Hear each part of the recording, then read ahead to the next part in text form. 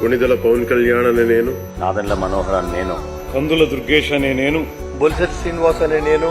పంతం వెంకటేశ్వర అనే నేను, బొమ్మిడి నాయకర్ అనే నేను, లోకం నాగమాధవి అనే నేను, సుందర్పు విజయ్ కుమార్ అనే నేను, సిరి బాలరాజు అనే నేను, వస్తమాట్ల ధర్మరాజు అనే నేను, బత్తుల బలరామకృష్ణ అనే నేను, దేవ వరప్రసాద్ అనే నేను, కొనతాల రామకృష్ణ అనే నేను, శేఖర్ల రమేష్ బాబు అనే నేను, వంశీకృష్ణ శ్రీనివాస్ అనే నేను, రామాంజనేయులు అంజుబాబు అనే నేను, సత్యనారాయణ అనే నేను, మండలి బుద్ధప్రసాద్ అనే నేను,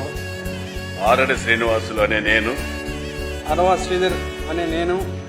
నిమ్మక జయకృష్ణ అనే నేను,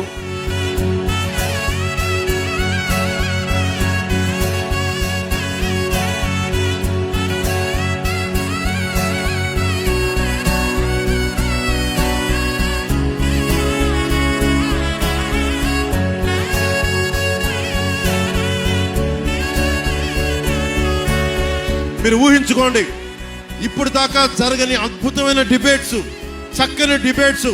పరిష్కార మార్గాలు, ప్రజాస్వామ్య బలంతో కూడిన ప్రభుత్వం, బలమైన రాష్ట్ర సంక్షేమానికి కోరుకున్న నాయకులు ఎలా పనిచేస్తారు. ఒక సమస్య చెప్తే మేము ఒళ్ళొంచుకొని పనిచేస్తాం.